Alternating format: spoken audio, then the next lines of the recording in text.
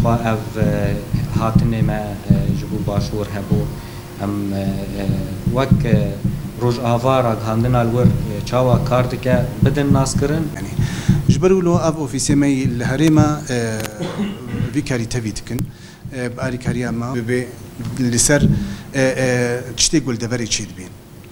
کار اساس بنگه یه ویکیتیه که وقت سندیکه یکی دخبته به شوپاندنا بن پیکرنن لدجی روزنامه‌وانا تیکرن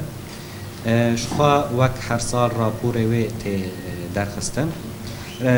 بن پیکرن چش عالیه رژیم دبه چش عالیه دولت ترک دبه چش عالیه انسازی و کسایت دناوری ببری خسر داجی چه دبن او حمیتین بلگه کرن تین توثیق کرن وک راپورت پیشکش کرن سال بسال لسر مالپر بلاغ دبه هر وکی دنجی خوا همان تش دمجارة داگرکریا دولت ترک دایا د عفرین سرکانی گریس بی حمله هاتن دست بگیرن یعنی وک روزنامه‌گر ماده هاتن چیکرن بلگه هات چیکرن هاتن بلگه کرن ام چاوا کاربن براستی شر کوچه دبو بن پیکرن این چه دبون هویتیا دهات کرن مجی بویه که چه دکر يعني اف جي يك جي كاري مايا يعني ام كاربن چاوا روجاوي ديار بكن روجاوا هي روجاوا سياسي چيا ام كاربن چاوا ديار بكن بتايبات خو نهاد فيدا ميدا ام بيجن ام كاتنا 2021 روجاوين ما جلك وقت بيجن هفباش هنا يعني چاوا لروج آوا شر و دجمناتی لسر گل دیکرن همان تشتیجی لباشور کردستان جی ام دبینن اف آلوزیا داویه لبغدای و ام بیجن دسهلات تا بغدای چاوا بتوندی لسر حرمه دیکرن لورا پیوسته شخوا ام وکو روج آوا ما بحثا هنک روجاوی داگر کری و داعش کر لبراستی جی خطری الور های ام لورجی دبینن يعني اف آلوزين كود نافا حكومتا بغداد وحكومتا هرم كردستان دا چه دبن خطريه كي لسر فرجي چه دكه لورا اموك مدياكار اموك راغهاندن چل روج آواد به چل باشور به براستيجي ام دبينن دوي مديايا كي اجتماعي پیش بكافه دوي مديايا كي كو روجافين اساسي روجافين بنگهين د نافا گلدا به پیش بكافه جبر دداویه دا یعنی خطری سرما همویان چه دبه ام دزانین کو کار تجاره نامشی کو قانون تنبی یعنی امن کارن تکاری بکن و امن کارن شوپاندنا تدزگه بکن گاوا قانون تنبی جبر ولو ما و یکتیارا گهن آزاد و گلک روزنامه‌وانی سربخوا و هن جنتوی دیجی هن پیکاته دی کول دبری هی ما کمیته چیکر او کمیته لسر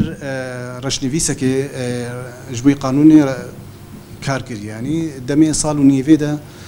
او رشنویس خلاص کردی یعنی دمک دریج بو براستی جبوی قانون کارگاهنی سال و نیو موثر کار بکی و چتکی باش درکوی دریج کرد جبرکو براستی ما او رشنویس به هر کسی را پر بکر چه روزنامه‌وانی هی دبری وجدر في دفريجي لأوروبا يجي مرونشتن شيكرن وماني نريني واخوستن يعني جبوي أف قانونها باش دركبي قانونك جبوي روجنا مفانا بي يعني مثلا سياسك إعلامي الجمة براسي حتى انها سياسك إعلامي واضح جمتني أفجي إشكالية يعني أم سيرفيجي كارتكن يعني إنه سياسك إعلامي خوياها بأم چه خوازن لی پرزگریک او کو هر دزگاه کی آوایی کی کرد کی مجی براستی هنه کی آزادیا و دزگاه دایواج هر کسی کی وک خوب کی یعنی افجی من کارن سر سیاست خو سروا فرد بکن چتی گو ام خوازن سروا فرد بکن لی دزگاه نمی فرمی هنا تبری کو دزگاه می فرمیجی هنا او دزگاه جی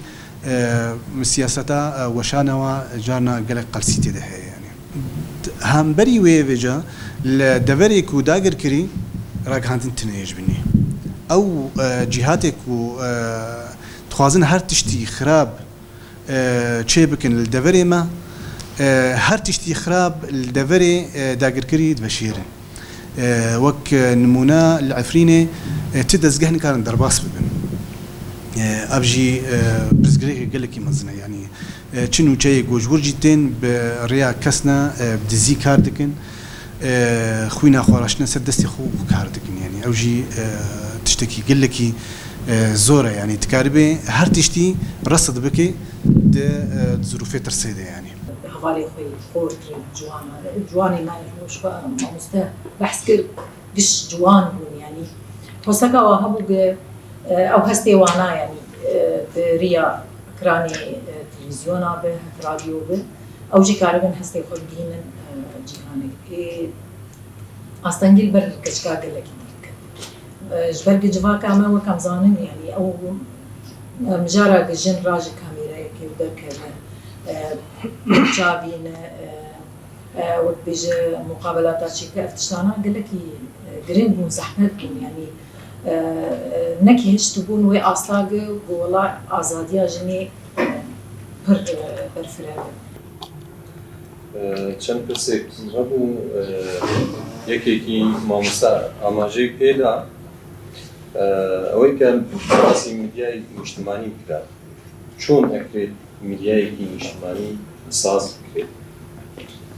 لە کاتێکدا ئێمە دەبینین هێرش دەکرێتە سەر هەموو بەشەکانی کوردستان ئەمە لەلایەک و لەلایەک دیکەوە هەندێک ڕاگەیاندنی کوردی هەن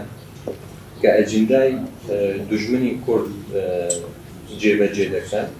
و پاساو بۆ ئەو هێرشانە دەهێننەوە پاساو بۆ کوشتنی کورد دەهێننەوە مجارا کنگرەیەکی نەتەوەیە ڕۆژنامەگەریە ئازاد لە هەر چوار پەرچەی کوردستانێ چێ ببێت یعنی یەک پێویستە دەبا هەر کەس وەشانێکی خۆی سیاسەتێ هەبێت یعنی سیاسەتی خۆی وەشانێ هەبێت ئەجندەیەکی خۆ هەبێت پێویستە لەسەر ئەجندەیەکی سەرەکە وەکو دۆزا کورد چییە؟ هەموو